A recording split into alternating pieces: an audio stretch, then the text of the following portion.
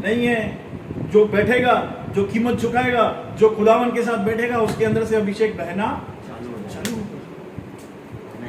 कल हमने यही सिखाया, वो नदियां जो है, जो जीवन के जल की नदियां हमारे अंदर है सिस्टर, हमारे अंदर है, भयंकर नदियां हैं। वो नदियां जो है ना, ये नदी से भी बहुत पावरफुल है। इस नदी से तो शरीर का मैल धुलता है, पर वो जब नदी हमारे अंदर से बहती है ना, हमारा मन नया होता है, हमारी आत्मा नहीं होती है, शैतान के बंधन टूटते हैं, अंधकार की शक्तियां निकलती हैं। तो देखो, यूहन्ना बपतिस्मा ने प्रचार किया, लोगों ने मन फिराया। यूहन्ना के नाम का अर्थ है परमेश्वर अनुग्रह करता है, ग्रेस। और मालूम है ग्रेस कैसे आता है? कोई बताओ, अनुग्रह कैसे आता है हमारे ऊपर, कैसे बढ़ता है? विश्वास। जब अपने आप को दीन करते हैं, विश्वास। और मुख्य की एक, जब आप और मैं यीशु को जानना चालू करते हैं, यीशु के विषय में बातें करते हैं, यीशु को ऊंचा करते हैं। आप जहां कहीं भी है बहन, आप यीशु के बारे में बात करना चालू करो, अनुग्रह प्रकट हो जाएगा। पवित्र आत्मा फड़फड़ाना चालू करता है जब आप और मैं यीशु के विषय में बात करते हैं। दूसरा पत्रस 1:2, अनुग्रह और शांति तुम में बढ़ती जाए यीशु और परमेश्वर की पहचान के द्वारा। कितने लोग चाहते हैं अभिषेक बढ़े मेरे अंदर, अनुग्रह शांति बढ़े? तो मत्ती, मरकुस, लूका, यूहन्ना, उसको पढ़ना चालू करो। ब्रदर समझ में नहीं आता, मैंने बोला ही नहीं समझो, मैंने सिर्फ बोला पढ़ना चालू करो। आप हैरान हो जाओगे, आपके नींद में यीशु आ सकता है, स्वप्न में यीशु आएगा, आपके घर में यीशु आ सकता है। मैंने जयपुर में लोगों को यही सिखाया कि अपने मस्तिष्क को है ना, किससे भर दो? यीशु मसीह से भर दो। यीशु के चमत्कार, यीशु की शिक्षाएं, यीशु कैसे फरीसियों से बात करता था, ए ढोंगी, फरीसियों के कैसे बात करता था, कपटी, चुना भरी हुई काब्र, पर पापी को गले लगा, पापी को, लेकिन ढोंगी को फटकारता था, कपटियों को वो फटकारता था। Praise the Lord. जक्कई भी तो पापी था राजू भाई, मत्ती भी पापी था। मत्ती कौन था? टैक्स कलेक्टर था। यीशु उसको क्या बोलता है? मेरे पीछे, 3 शब्द भैया, अपना बिजनेस, अपना सुपर डुपर जॉब रोमन्स के नीचे था। मेरे को लगता है वो करोड़पति होगा, उसकी इतनी पगार होगी मत्ती की, क्योंकि रोमन के अंडर में जो भी काम करते थे ना, वो हाईली रेप्यूटेड थे। क्योंकि जो रोमन की सेवा करता है ना, वो उसका रिप्रेजेंट हो जाता है। तो मत्ती भी एक खतरनाक था अपने आप में व्यक्ति। यीशु के 3 शब्द, मेरे पीछे। मैं प्रभु को बोल रहा था, प्रभु ऐसे क्यों? हम तो लोगों के बाल खींचते हैं, आओ यीशु के पास। घर वालों को बोल बोल के हम खुद परीक्षा में पड़ जाते कई बार। मालूम है क्या बोला प्रभु? मैंने उसे बोला था, ये वो शब्द था जिसने कहा प्रकाश, उजियाला और उजियाला। ये वो शब्द था जिसने कहा जल में से, धरती में से पौधे निकले।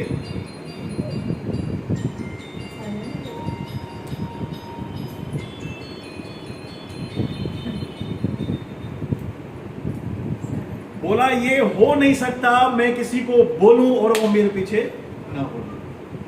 वो अनुग्रह की आवाज थी, वो अनुग्रह की आवाज थी। मत्ती सब कुछ छोड़ के यीशु के पीछे हो गया। Praise the Lord. तो जब भी आप और मैं अनुग्रह के विषय में बातें करेंगे, अनुग्रह के लिए बताएंगे लोगों को, पापी मन फिराएंगे। आपके सामने है, यूहन्ना बपतिस्मा था, कोई बड़ा प्रचार नहीं कर रहा था। फरीसी आए, उनको फटकारा, सांप के बच्चों।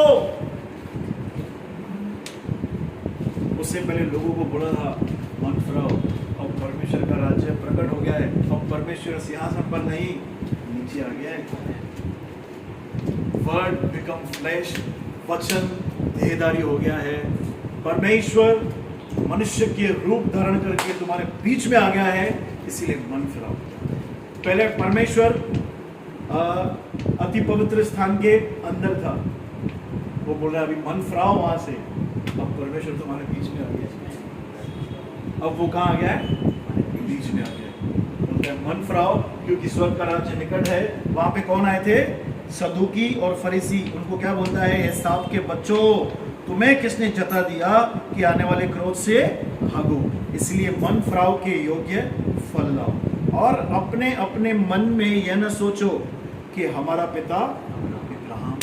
उनको ये इतना घमंड था इब्राहिम और मूसा के ऊपर, मतलब ठीक है हम उसकी संतान है ना, अभी हम फ्री हैं, इतना घमंड था उनको इब्राहिम के ऊपर, और खुद इब्राहिम के समान काम करते ही नहीं थे। देखो क्या बोलता है उसको, क्योंकि मैं तुमसे कहता हूं कि परमेश्वर इन पत्थरों से इब्राहिम के लिए संतान उत्पन्न कर सकता है।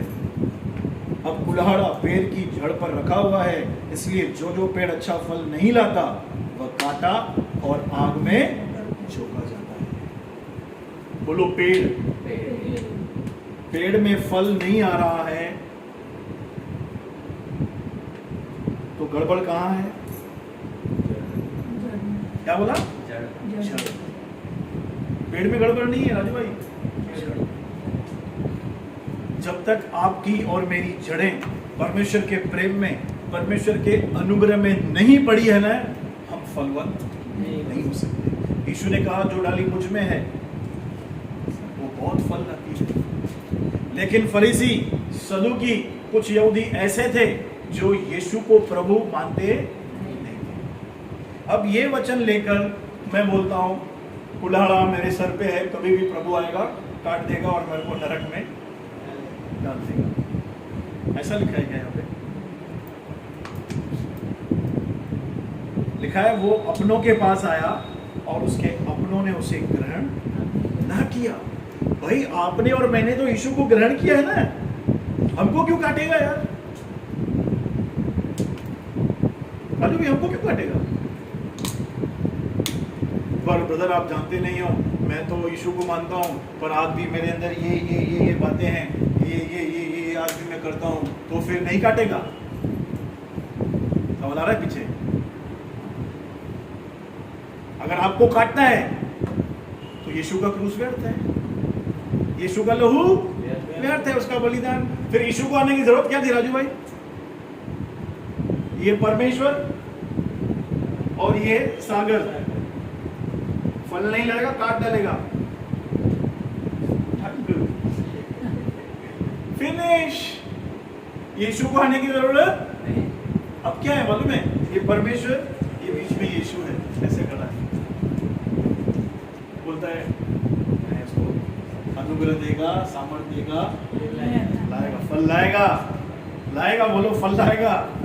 अरे हमारे और परमेश्वर के बीच में एक उद्धार करता है, इसलिए घबराने की जरूरत नहीं है। जितना हम घबराएंगे और पाप करेंगे, जितना हम घबराएंगे और हमको प्रभु के प्रेम के विषय में सोचना है, पढ़ना है, अनुग्रह क्या है, अनुग्रह के विषय में पवित्र आत्मा को नींद नहीं करने दो। अरे नींद तो हम ही करते हैं, पवित्र आत्मा तो 24 घंटा जागता रहता है।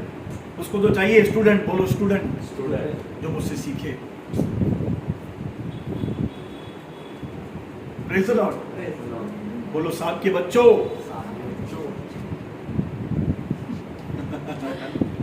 कुल्हाड़ा पेड़ की जड़ पे पड़ा है, जो पेड़ अच्छा फल नहीं लाता वो काटा और आग में झोंका जाएगा।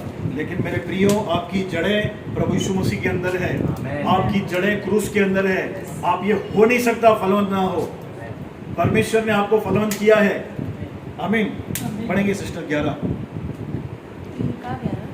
हाँ, यूहन्ना के मैसेज का एंड देखो क्या है।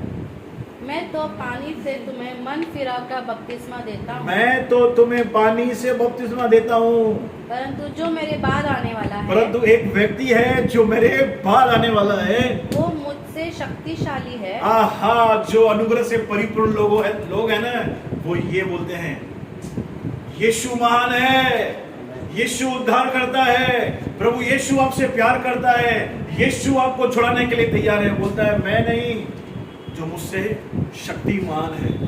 अनुग्रह से भरा हुआ व्यक्ति कभी भी अपने विषय में बातें नहीं करेगा। अगर वो अपने विषय में बातें करेगा भी ना, उसकी बातों से यीशु को महिमा मिलेगी। आपके सामने है, पूरा प्रचार किया, लेकिन खत्म देखो कहां कर रहा है। जो मुझसे शक्तिशाली है, आगे परंतु जो मेरे बाद आने वाला है वो हाँ। मुझसे शक्तिशाली है, हाँ। मैं उसकी जूती उठाने की योग्य नहीं, वाओ, और वह तुम्हें पवित्र आत्मा और आग से बपतिस्मा देगा। वह तुम्हें पवित्र आत्मा और आग से बपतिस्मा देगा। परमेश्वर ने यूहन्ना को यीशु के बारे में बताया था। जब भी आप आत्मा से परिपूर्ण हो जाएंगे ना, लिख के लो, परमेश्वर आपको यीशु के बारे में बताना चालू करेगा। प्रभु यीशु मसीह के बारे में बताना चालू करेगा। बोलता है वह तुम्हें किससे बपतिस्मा देगा? पवित्र आत्मा और आग। बपतिस्मा का मतलब है डूबना। बोलो डूबना। पानी है, उसमें हम जब डूबते हैं उसको क्या बोलते हैं? बपतिस्मा। लेकिन जब यीशु से आपका मुलाकात होगा ना, वो तुम्हें पवित्र आत्मा की नदी में डुबाएगा। और आग का बपतिस्मा ये क्या है मालूम है? ये वो आग नहीं जो हमको जलाएगी, शैतान के कामों को जलाएगी। कहां पे? हमारे अंदर। बोलता है मैं योग्य नहीं है, यीशु है जिसका मैं प्रचार करने आया हूं। यूहन्ना में लिखा है मैं इसीलिए भेजा गया हूं ताकि वो इजराइल पर प्रकट हो जाए। प्रार्थना करो, प्रभु मुझे पवित्र आत्मा से भर ताकि मैं यीशु को प्रकट करूं। प्रभु पवित्र आत्मा से भर ताकि मेरा नाम हो जाए, फेम हो जाए। गलत प्रार्थना है। मुझे यीशु को प्रकट करना है। वह तुम्हें पवित्र आत्मा और आग से बपतिस्मा देगा। जब भी आप और मैं अनुग्रह के विषय में सुनेंगे, अनुग्रह के विषय में बोलेंगे, लोग पापों से मन फिराएंगे, लोग परमेश्वर की ओर मुड़ेंगे। बोलो परमेश्वर की ओर मुड़ेंगे। परमेश्वर की ओर मुड़ेंगे। हाँ, मुड़ना है हमको। Praise the Lord. आंखें बंद करेंगे, प्रार्थना करेंगे।